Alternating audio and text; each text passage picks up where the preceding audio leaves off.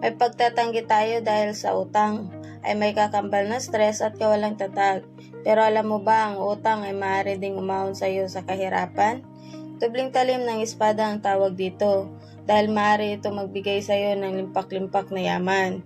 Pero sa isang pagkakamali ay maaari ding magbaon sa iyo sa kahirapan. Isa sa mga bagay na lubusang nauunawaan ng mga mayayaman ay kung paano ito i-leverage. Natakot ang mga maraming mahihirap dahilan kaya mayayaman lang ang makakagawa nito. Pero ikaw ay may sapat na lakas at loob at handang matutunan ang bagay na ito, then para sa iyo ang video na ito. Bago ko simulan, kung bago ka pa lang sa aking channel, welcome to Rich Official. Please subscribe with notification on para lagi kang updated sa bago nating uploads. Nagiging financially unstable tayo kapag may utang. Dahil technically speaking, na-advance mo na ang pera na hindi mo pa kinikita. Dahilan kaya marami sa atin ang nababaon.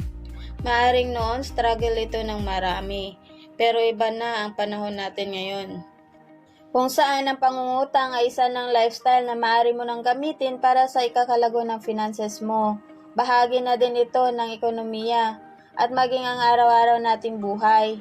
Iba-iba nga lang tayo ng paraan kung paano ginagamit ang utang. May ibang gumagamit nito para sa kanilang benefits. Iba naman ay basta na lang makautang at mapupunta lamang sa wala.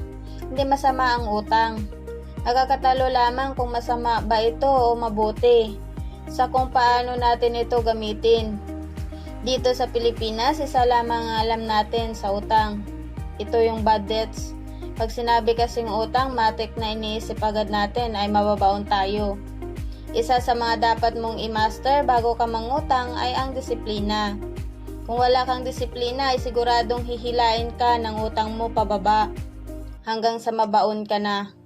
Pero kung ikaw ay may malakas na disiplina sa paggastos at alam mo kung saan mo ilalagay ang perang inutang, ay maaari naman ito makaahon sa kahirapan ng buhay sa lalong madaling panahon.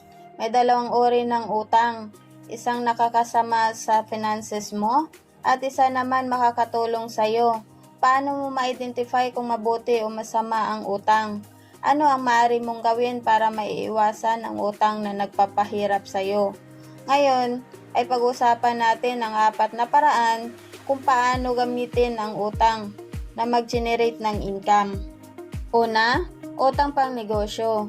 Maraming negosyo ang pwede mong simulan sa utang. In fact, karamihan sa malaking negosyo ay nagsimula sa utang. Isang halimbawa nito ay ang apartment business na maaari mong i-loan sa bangko. Sa katunayan dito sa Pilipinas ay may pangalawa, utang pang-invest. Dito napakaraming argumento. Pero isa lamang ang naunawaan ko. Kung mangungutang ka para mag-invest, siguraduhin mong mas mababa ang interest ng utang kaysa sa kikitain ng investment mo. Halimbawa, mangungutang ka sa isang kaibigan na may interest rate na 3% per annum. Kung invest mo ito sa bangko na may average na tubo kada taon na less than 1% per annum, ilugi ka.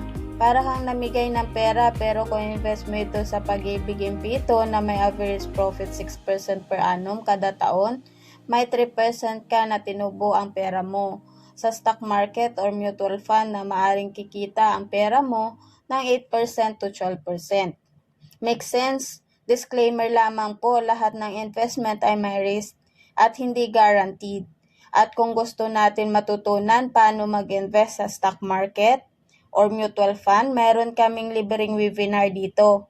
I-message mo lang ako sa personal FB account ko na ilalagay ko sa description below. Pangatlo, real estate to mortgage. Kilala lahat natin si Mark Zuckerberg, isa sa pinakamayamang tao sa buong mundo. Pero bakit mas pinili niyang kumuha ng bahay na 30 years adjustable mortgage loan na may 1.05%? Kung tutuusin, kaya niyang bumili ng isang dosinang bahay tulad nito dahil isa siyang bilyonaryo. Pero bakit nga ba mas pinili niyang utangin ito? Ito ay nasa dahilan, it cost him nothing. Kung makakautang ka nga naman na interest rate na mas mababa sa inflation, maaari mong sabihin na free money ito. Walang sense nga naman kung gagamitin mo ang pera sa bahay na maaari mo namang mabili na walang maiilabas na pera. Maaari mong gamitin ang perang inilaan sa bahay mo sa isang business o investment na mas malaki ang return. Pang-apat, car loan for rent.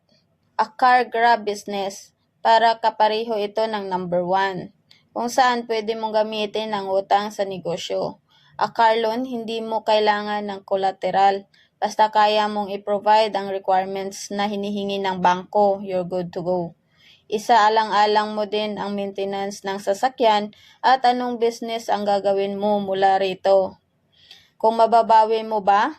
Halimbawa, ang monthly payment mo sa sasakyan is 16,000 plus, 4,000 maintenance, so kailangan mong kumita humigit 20,000 mula sa sasakyan na ito para makabawi ka. I-consider mo din ang pagod mo kung ikaw ang magmamaniho. Isa sa mga paborito kong negosyo sa sasakyan ay rent a car. Hindi mo kailangan mapagod magmaniho. Medyo risky nga lang siya dahil hindi mo kilala ang magmamaniho ng sasakyan, pero it's worth it. At dahil nakarating ka sa part na to, maraming salamat sa iyong oras. At sana'y na-inspire kita sa aking video. Please subscribe for more videos with notification on. At sana may natutunan ka.